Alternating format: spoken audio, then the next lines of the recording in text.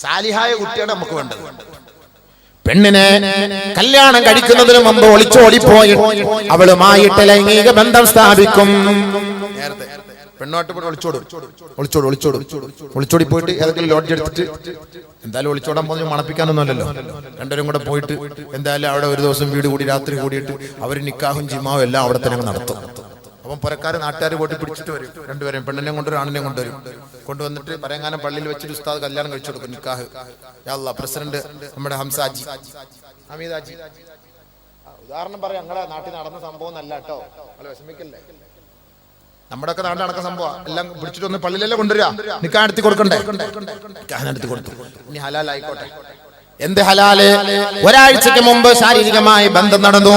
അതിൽ ഇവന്റെ ബീജം ഈ പെണ്ണിന്റെ ഗർഭപാത്രത്തിൽ പ്രവേശിച്ചു കഴിഞ്ഞു. അതിലൂടെ കുട്ടി ഉണ്ടായി കഴിഞ്ഞു.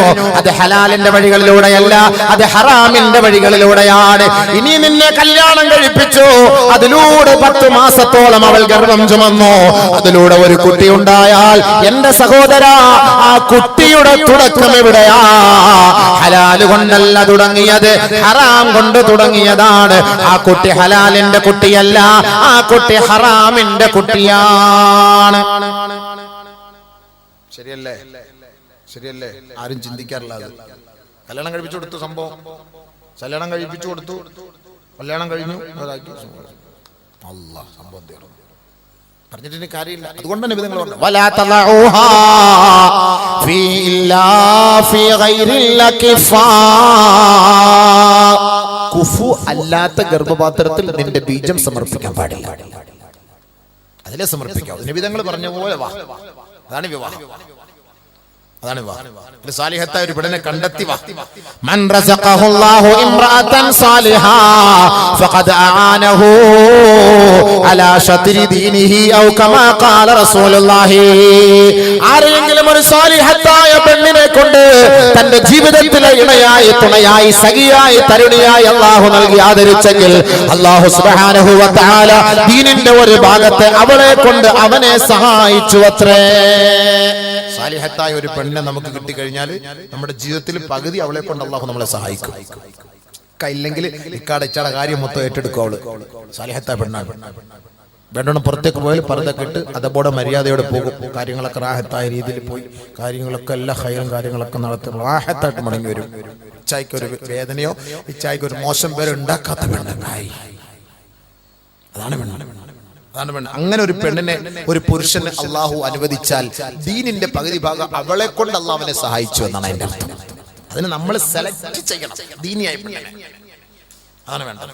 അതാണ് സൗന്ദര്യം. ഹബീബെ, സൗന്ദര്യം എന്ന് പറഞ്ഞാൽ അത് തന്നെയാണ്. അല്ലാണ്ട് ഒരു പുറത്ത് തൊലിയുടെ വെളുപ്പ് കൊണ്ടൊന്നും സൗന്ദര്യം ഒന്നും കിട്ടുന്ന കാര്യമില്ല. നല്ല സൗന്ദര്യവും ദീനാണ് സൗന്ദര്യം, ഏറ്റവും വലിയ സൗന്ദര്യം. അതാണ് ബർക്കത്ത്. നബിയുനാ റസൂലുള്ളാഹി സ്വല്ലല്ലാഹു അലൈഹി വസല്ലമ തങ്ങൾ അതുകൊണ്ടാണ് എൻ്റെ ബഹുമാനപ്പെട്ട ചെറുപ്പക്കാര സഹോദര, പരിശുദ്ധമായ നിക്കാഹ് വിവാഹം എന്ത് എന്ന് നമുക്ക് പഠിപ്പിച്ചു തരുന്നത്. ആ വഴിയിലൂടെയുള്ള വിവാഹത്തിനല്ലേ പ്രോത്സാഹനം നൽകുന്നത് ഇസ്ലാം. ഫൽഫർ ബിദാത്തി ദീൻ എന്നൊക്കെ പറയുന്നതിന്റെ കാരണം അതല്ലേ, ദീനിനെ മുറുകെ പിടിക്കണമെന്ന്.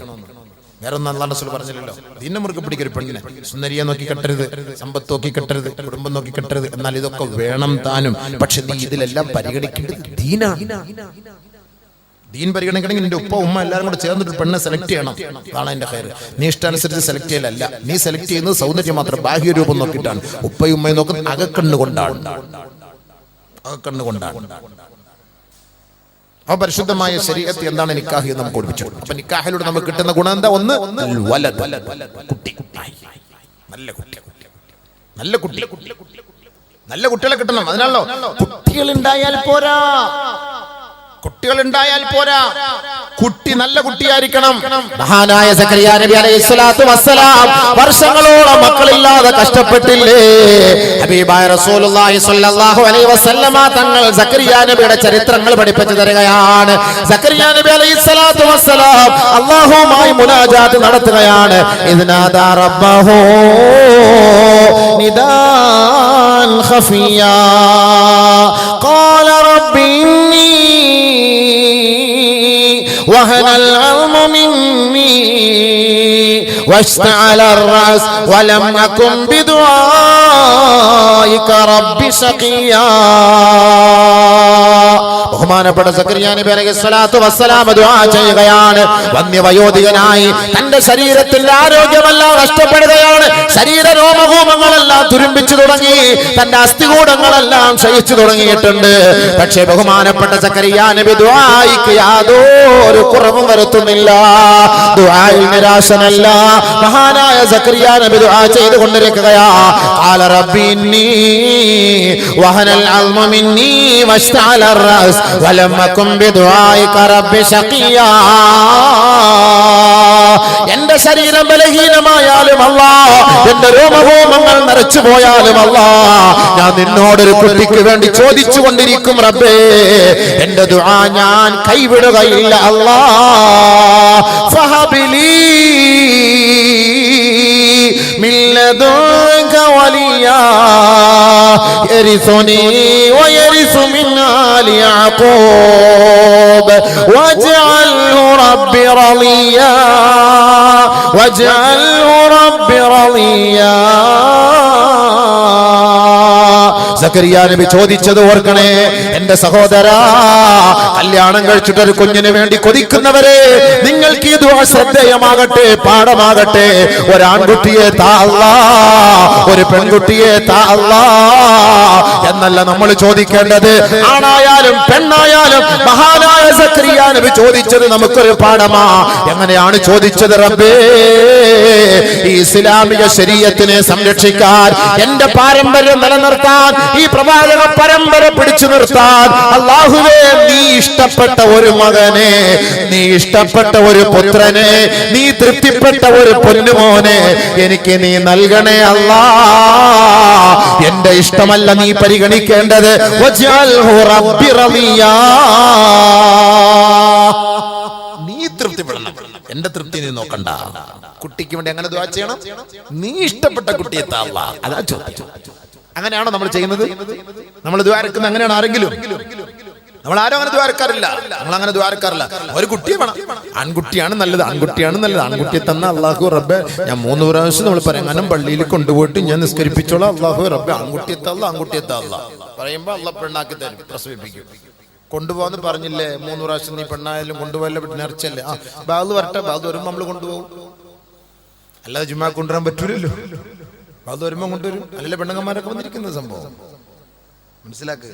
ദുആ രക്കണ്ടത് എങ്ങനെ പഠിപ്പിച്ചിരാണ്. ആര്? അബൂബക്കറല്ല, പഠിപ്പിച്ചിരുന്ന അല്ലാഹു. സക്കറിയ നബി അങ്ങനെ ദുആ ചെയ്ത് നല്ല കുട്ടിയെ താ, കല്യാണം കഴിച്ചോണ്ട നല്ല കുട്ടിയെ താ, നീ ഇഷ്ടപ്പെട്ട കുട്ടിയെ താ, അങ്ങനെ ദുആ ചെയ്യണം. വജ്അൽഹു റബ്ബി റളിയാ. നീ ഇഷ്ടപ്പെട്ട കുട്ടിയെ താ. ഭയങ്കര ദുആ എന്ന സംഭവം. നീ ഇഷ്ടപ്പെട്ട കുട്ടിയെ അല്ലാഹ് കൊടുത്തത് അങ്ങനെ തന്നെയാണ്. യാ സക്കറിയ